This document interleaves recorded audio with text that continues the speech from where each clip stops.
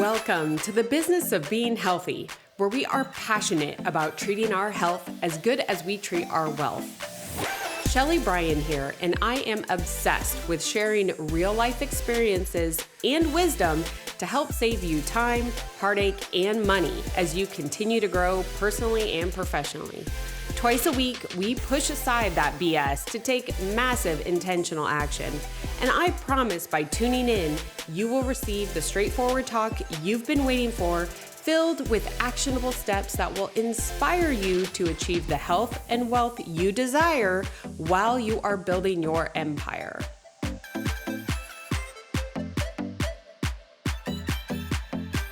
Welcome back. I am extremely excited for this episode, but before I jump in, I want to do something a little bit different. You may or may not know this, but in podcasting, reviews are incredibly important. And when you think about it, like if you're going to like Amazon, or even if you're hiring like a service, right, in construction, testimonials, all of those are so important to the business success. And so what I wanted to do today was actually celebrate everybody one at a time that has taken the few seconds to leave a quick review on the show. And I want to encourage you. I'm going to start doing this every single week. And I would love for everyone to take that quick tap of the thumb, 5-star review, of course, and leave just some kind words to encourage someone else to tune in and join in with us. But I'm going to start reading them out. And so I'm hoping that leave one and you will hear your name called out live here on the show.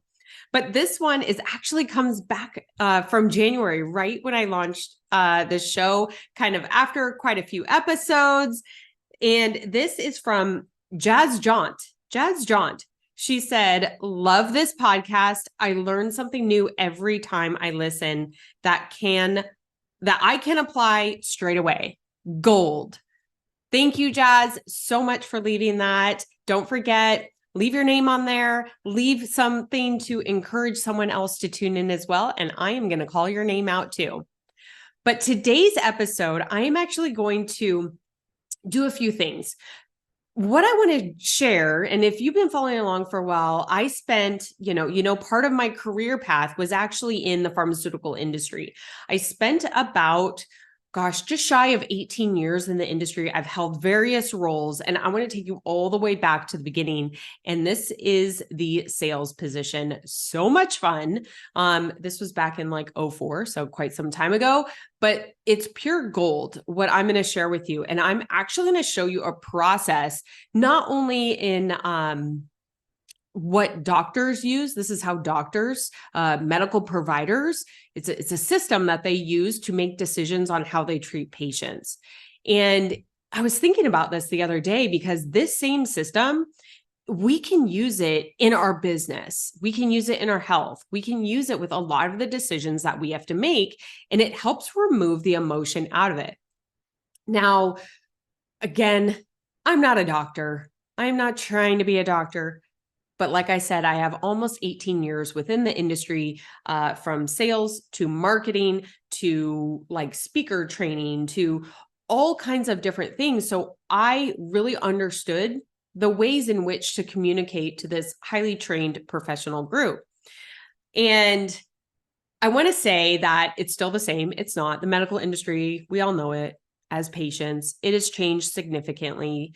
That being said, this process is something that can still be used, and I know is still used to this day.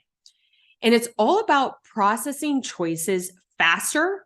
Think about it. They have so many patients to see. We don't want to sit there and let them think about it forever. We want to get in, be treated as patients, move on. They also need to get to the next patient to treat. And so I want you to think about this process almost like a checklist with zero emotion. And I say zero emotion with doctors, and you could talk about like bedside manner and all of that. But a lot of what doctors do, or medical providers, it's science. They're looking at it as science.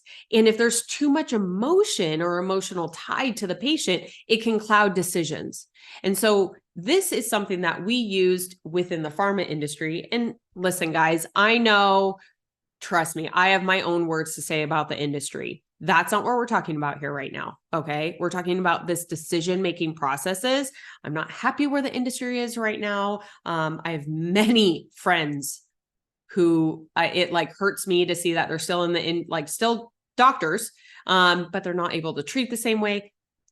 We're not talking about that. Okay. So like, if you've had that thought, like, oh, great, the pharma industry, it's all crap and what have you, take that off. And I just want you to listen in to this decision process, okay? Because these doctors are here to fix the problem. We present as patients, we have symptoms, we have a problem, and they look at it as science to fix it.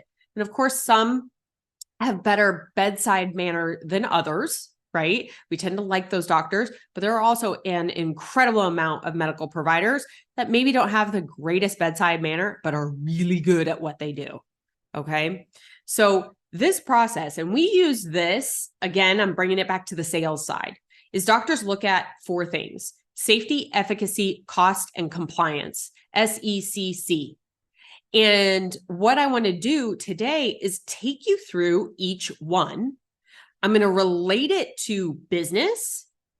And I really toyed back and forth. Like, do I take this on the health route? Do I take this on the business route? But the business conversations that we've been having, and we're in Q4, we really need to hit this hard, close out strong so that we have the momentum to start the year strong, is that I wanted to take you through this process, this SECC process, from a business perspective.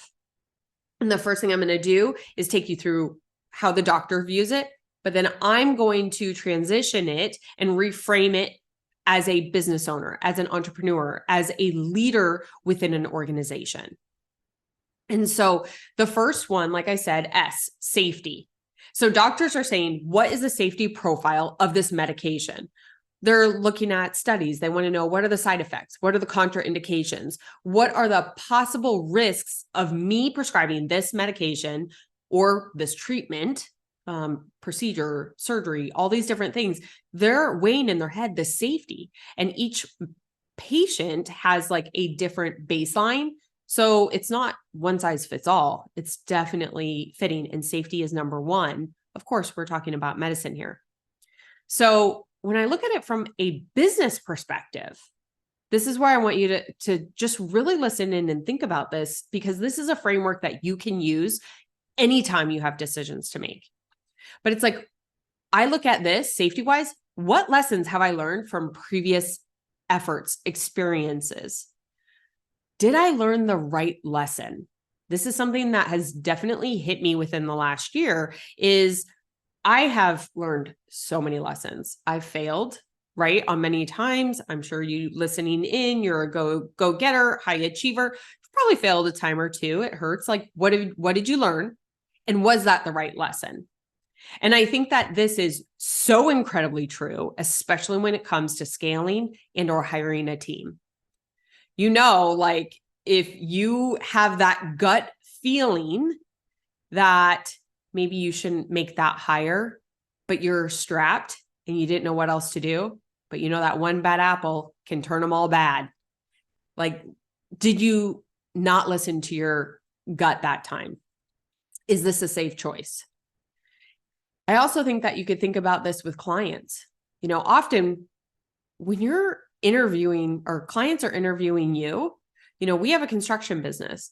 They're interviewing us just as much as we are interviewing them. If we see that there's going to be a disconnect, we definitely don't want to bring that client on, no matter how big the money is. That was a hard lesson that we had to learn, is because just the big fish in the pond doesn't mean it's the right fish for your pond.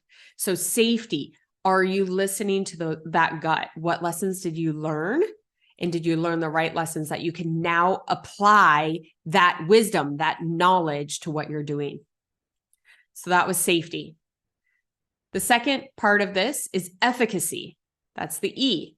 Now, doctors want to know, how effective is this medication, procedure, treatment at treating the disease or treating the symptoms that the patient has? So we want to know how effective it is. And the way that they do that, same thing with safety, is they test it. This is why drugs will be FDA approved. There's a 3-phase process. It's a pretty significant process to go through. And I can argue, that, based upon who's, let's say, sponsoring the study, maybe some information could get exaggerated. Kind of sounds like a business too, right? Maybe putting out different earnings potentials or so forth. You see how there's correlation here? But when I look at efficacy, is how effective is it? Do your daily business activities actually move the needle that you want to move? Or are you, this is something that I struggle with. This is why I'm sharing it. Here on the show, it's like no BS. Here's my mistakes. Here's how I'm moving through them. Here's what I learned in the past. I love that feeling of checking off my list. It feels so good. It gives me that dopamine hit that I am like searching for. And I have found that there are times where I'm more about checking off the list than actually doing the activities that moves the business closer to where we want to go. And so one way that you can see how effective you are is tracking, right? If you are just feeling good about stuff, you got to quantify it. And in business, when you quantify it, the numbers don't lie. So for me, one of the things for me was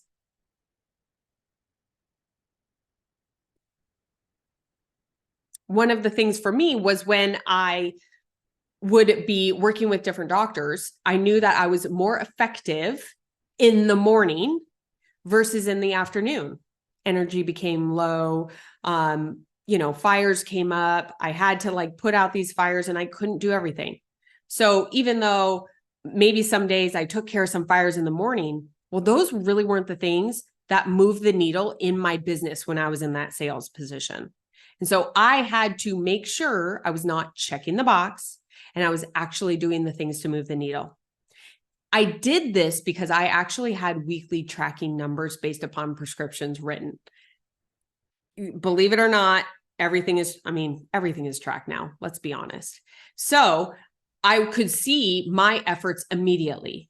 You can do this too within your business. What numbers are you tracking? How are you quantifying what effective is? Is it a close rate? Is it an open rate? Is it a certain revenue or renewal or your CTA or anything? What is it that shows success in your business? And that needs to be tracked not only by you, but if you're managing a team, that needs to be tracked over them as well. Are we doing the right things to get the effective result that we want? So that's E. Now, the first C is cost. So what is the cost of the medication? Because listen, you could have the most safe and the most effective medication, but if it costs too much for the patient to purchase, none of it matters.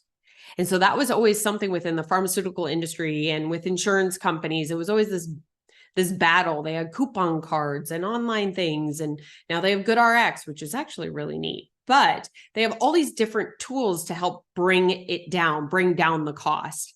And it's not only the pharmaceutical companies I would actually challenge, it's more the insurance companies than the pharmaceutical companies that are driving the costs. But that's beside the point. Let's stay focused, Shelley. Is that it's what is the cost? Does the business decision or does the activities that you are doing, what is the cost associated with it? And now I use the term cost because in business, I think that you could look at it as actual dollars cost. Like we have a software that actually that's made us more effective running our construction company by onboarding that software. However, the cost is very significant. So we had to make the decision based upon pro forma and projections on whether we onboard that software or not. So there's a physical dollar cost, but there's also a mental cost that can even be tied to safety, right? What is the physical cost on your body? Is it construction? I was driving in a car every day. What is the physical? I was in my, just the lack of safety with other drivers, always driving, sitting in a car all day. Also, you have a relational cost. There are so many different things when it comes to cost. And I always, the one that I would say is the most important, I wouldn't say most important. Let me rephrase that. The one that I think is easiest to see is the actual cost in dollars, because again, it's numbers. Makes it a very non-emotional decision, right? You can see like, if I bring this on or spend this for this course or do this, what do I need to do to make this a valuable decision? The one that's a little bit harder and more touchy-feely are the other ones I talked about. Mental cost, physical cost, relational cost. We could go on, quite honestly, but those aren't as quantifiable, yet I do find that they are incredibly important. Because if you are building a business at the cost of your own health, something's got to give. And let me tell you, it's not going to be the business, it's going to be your body. So I think that the cost one is very significant. Now, just to kind of give you even like a hard cost for me with this podcast is, when I hired on my first production company, it was like, here's your laundry list of all of the hardware that I need to buy to do this. And it was going to be about $1,500. And I'm like, this podcast isn't monetizing. I had a Blue Yeti mic. I have my computer. I was able to find a software online to be able to record, plus wonderful Zoom. I was able to do these things to where I didn't spend the money, because with podcasting, you can get in the fanciest of fanciest things, but I wanted to focus on the quality of what I was sharing rather than the sound just yet. And I know it's not bad. I get lots of compliments on it, but that was a decision that I had to make. And I ran a spreadsheet. I had a whole spreadsheet on when it was and different milestones that I had to hit to be able to be like, okay, let's go. Now I'm going to buy this. Now I'm going to buy this, right? So what is the cost and what has to give from it? Now, the last one is compliance. And this one is, I tell you, this is a deal breaker, because doctors think, how easy is it to use this product? How easy is it to use this medication? Will the patient actually stay compliant? Because if you don't use the medication, it doesn't matter. You're not going to work. Like, let me tell you, if you are thinking like, here's a good example, birth control. Is that something that you can take every other day and be like, yeah, I'm good? Heck no. That is something that you must be compliant with, just like any other medication. To get the desired result, you have to be compliant with the effort of the medication, the treatment, whatever it is, when it comes from a doctor's perspective. This also ties into efficacy. It's like, are you creating business plans which as you're writing them, that you are not going to do this? It is something that I despised when I was in corporate, yes, in pharma. Every year, my boss or manager would be like, all right, we're going to do business plans. Here's your template, go. And every year, me and my peers, we did it, and we never looked at it again. It was to check the box and make everyone feel so warm and cozy that, oh yes, the whole sales team did business plans, yet no one did it. I have another story to share, and this is actually tied to, if you've listened in when I was a financial advisor, this is before I went to pharmaceuticals, and I did the dirty work. What I mean by that is I made 400 cold calls every single day, but I knew that I could be compliant with it. I could, no matter what, rain or shine, 5 days a week, 400 dials. I knew exactly the result it would yield me to then be able to close the deal and bring in money to manage it. So I was very compliant. That was something I could be compliant with. I also think that compliance is tied to commitment. What is your level of commitment? Listen, we could go for days talking about this with health. The reason why a lot of health things don't work, or businesses don't say success or don't reach true success, is because when it gets hard, we stop. We become non-compliant. And when we're non-compliant, you cannot expect the results if you were compliant. It is unreasonable for you to do that. But if you stay compliant, if you're taking your medication, if you are doing the things to move the needle efficacy-wise in your business, it would be unreasonable for you not to succeed. So I think being committed is extremely important to this. And I would say one thing to really tie this in a nice bow with compliance and with efficacy, you see how this all kind of ties together, is create activities where not only you can stay compliant, but how can you tie it to success by tracking it? Like I knew my 400 dials, and so I could see the results.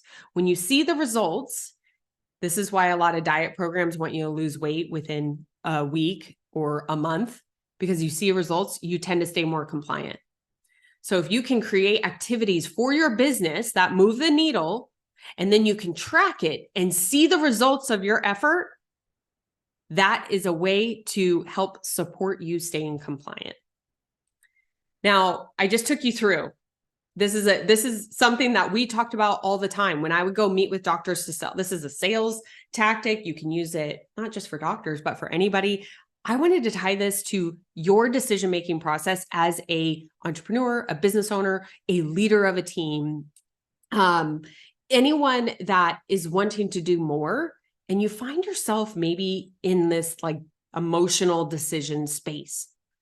This process of going through SECC, safety, efficacy, cost, and compliance, helps take that emotion out. You can make sound decisions when you ask yourself these questions, because if it is something that you are not going to do, we'll tie it back to compliance, something that you're not going to be compliant with, don't make yourself feel good by being like, oh yeah, these are all the activities I saw this really successful person doing on Instagram and it's perfect. No, be honest with yourself. I'm not going to do that, but you know what? I am going to do this. Those are the things that will actually move the needle in your business, that will actually get you the results that you want. So I hope by sharing this, it maybe just gave you a fresh perspective on processing choices faster with less emotion.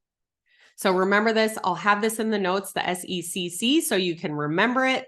And don't forget, save this episode. If you have a decision that's coming up that's pretty hard, this might be one that you want to come back and listen to, or if you know someone else, you could share it with them too. Thanks so much and talk to you next time.